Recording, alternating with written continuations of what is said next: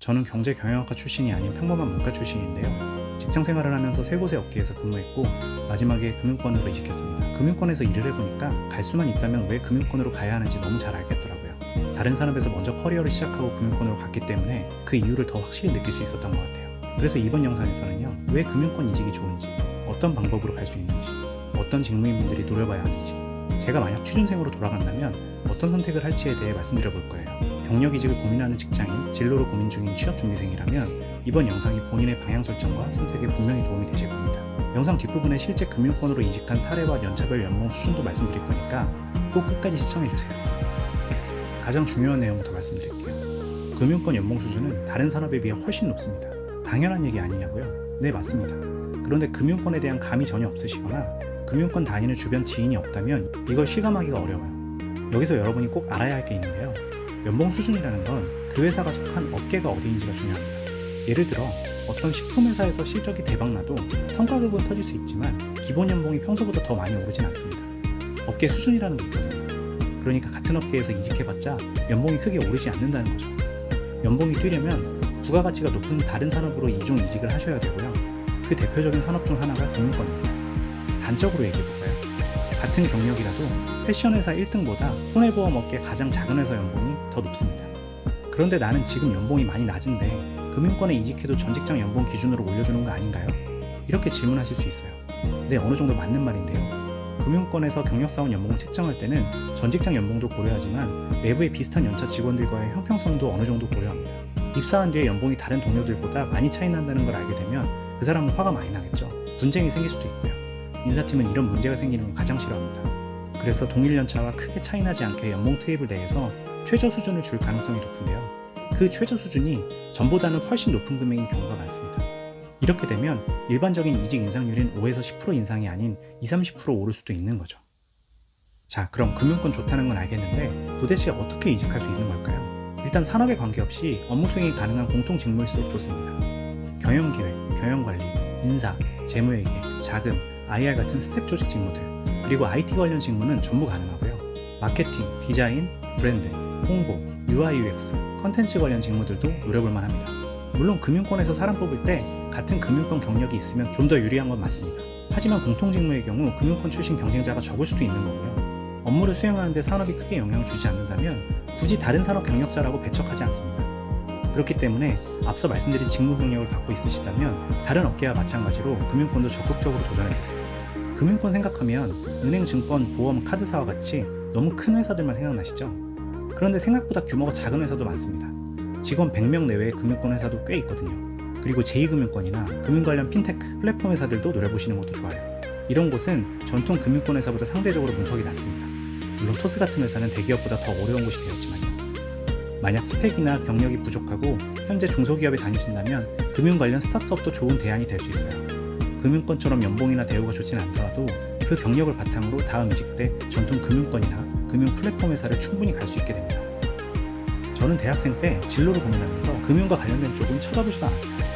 일단 돈에 대한 관심이 별로 없었고 내 스펙으로는 감히 넘볼 것이 아니라고 생각했죠. 그래서 첫 회사로 소비재 관련 회사에 들어가게 되었는데요. 여기도 회사 생활이 만만치 않았습니다. 남의 돈 받기가 절대 쉬운 게 아니죠. 근데 돈을 많이 주는 금융권은 그 고생의 강도가 월등히 높을까요? 크게 차이 나지 않는 정도의 스트레스는 어느 회사나 다 있습니다. 그런데 같은 고생을 해도 그에 따른 보상은 금융권이 훨씬 크다는 걸 알게 됐습니다. 연봉 외에 메리트들도 많았고요. 이걸 제가 취준생 때 알았다면 당연히 금융권도 생각했을 거예요. 근데 이걸 알지도 못했고 주변에서 얘기해주는 사람도 없었던 저는 지레 겁먹고 금융권 회사는 하나도 지원하지 않았죠. 제가 만약 대학 시절로 돌아간다면 저는 금융권 준비를 적극적으로 할 것 같아요. 스펙이 부족해서 신입 취업이 안 되어도 경력 이직으로라도 계속 시도했을 겁니다. 금융은 왠지 어려울 것 같다고요? 자신이 없다고요? 저 원래 문화예술 분야에서 일하고 싶어 했어요. 금융은 담을 쌓고 살았죠. 여러분 생각해보세요. 지금 일하고 있는 그 업계, 그 산업에 대해서 회사 들어가기 전에 많이 아셨어요? 전문 영역이 아닌 공통직무라면 어느 회사나 마찬가지입니다. 들어가면 적응할 수밖에 없고 그 업에 대해 자연스럽게 배우게 됩니다. 그러니까 너무 두려움 갖지 말고 이직 시도 해보셔도 된다고 말씀드리고 싶어요. 제가 아까 대학 때 저는 돈에 관심이 없다고 말씀드렸었죠. 취업은 간절했지만 돈을 어떻게 모으고 불려야겠다는 생각은 취업 후에도 여전히 하지 못했어요. 어렴풋이 재테크가 중요하다는 생각은 하면서도 어떻게 알아볼지도 모르겠고 직장 생활이 너무 바쁘고 힘들다 보니 외면하고 살았거든요. 그런데 세 번째 회사인 금융권에 이직하고 나서는 좀 달라졌어요. 일단 회사 동료들의 대부분이 기본적으로 재테크나 돈에 관심이 많은 사람들이었어요. 주변에 그런 사람들과 항상 있다 보니 주워 듣게 되는 금융 주식이나 정보들도 많아졌고요. 무엇보다 가까운 사람들이 그렇게 치열하게 재테크를 하는데 저만 안 할 수가 없겠더라고요.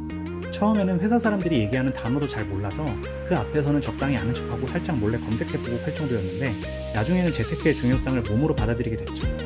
만약 제가 첫 소비지 회사에만 계속 다녔다면 돈과 친해질 기회는 오지 않았거나 왔어도 늦게 왔을 것 같아요. 또 하나의 장점은 이런 재테크에 대한 지식과 동시에 금융권의 높은 연봉 수준이 결합되면서 실제 투자를 할 여력이 생긴다는 거예요. 거기다 금융권에 다닌다는 것 자체로 대출도 잘 나오거든요. 좋은 신용이라는 무기를 갖게 되는 거죠. 이런 측면에서도 직장 생활을 할 거라면 금융권에서 하는 걸 저는 추천드립니다.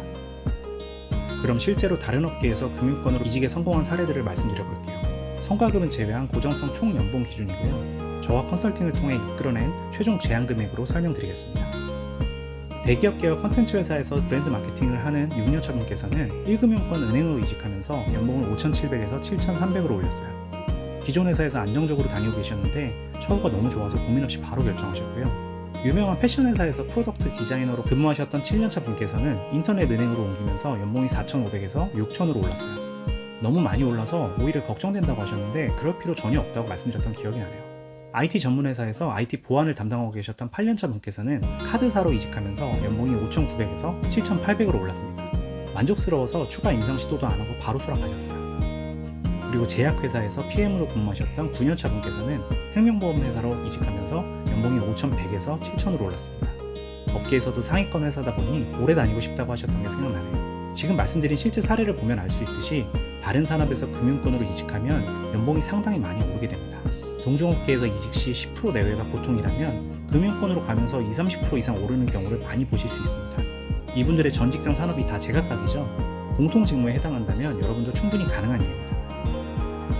제가 이렇게 금융권 이직을 말씀드린 배경에는 저의 경험이 크게 작용했습니다. 저는 첫 번째 회사 대기업 인사팀에 있다가 스스로 그만두고 나와 두 번째 작은 회사로 옮겼는데요. 첫 회사와는 너무 다른 조직 문화와 부당한 인사에 큰 상처를 받고 억지로 이직을 시도하게 됐어요. 그 결과 규모는 작았지만 금융권으로 옮기게 됐고 그게 제 커리어에서 전화위복이 됐죠. 떠밀리듯이 한 이직이었는데 오히려 연봉도 많이 오르고 더 큰 기회와 혜택을 얻게 되었으니까요. 어떻게 보면 운이 좋았던 건데 이런 얘기를 좀 더 일찍 들었다면 더 좋았을 것 같다는 생각을 해봅니다. 그래서 오늘 영상의 내용을 여러분께 소개해드리고 싶었어요. 이 영상이 어떤 분의 커리어에 긍정적 변화로 이어지기를 바라봅니다. 궁금한 점 있으시면 댓글 남겨주세요. 아직 작은 채널이라 댓글 달리면 초스피드로 답변드리고 있으니까요. 적극적으로 저를 활용해주세요. 다음 이어지는 영상에서는 이직 연봉 협상에서 가장 중요한 핵심 팁만 5가지 뽑아서 가져왔습니다. 직장인이라면 시간 없으셔도 이건 꼭 보고 가세요. 반드시 써먹을 때가 있을 겁니다.